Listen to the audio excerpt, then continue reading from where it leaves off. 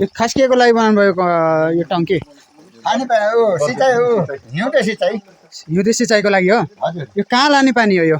यो बर्खेतुङ्की हजुर हजुर भारतीको घरसम्म यो कति घरलाई पुग्ला यो पानीले?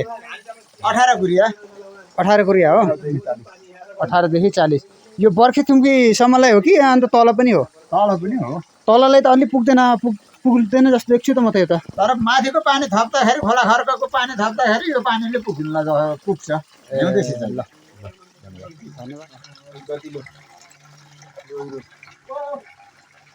तर हिउँदे सिँचाइलाई यो गजाको टङ्की हुन्छ। यसबाट पानी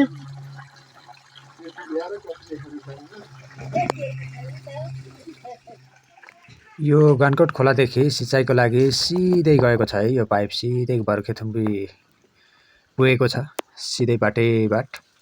तपाईँ देख्न सक्नुहुनेछ।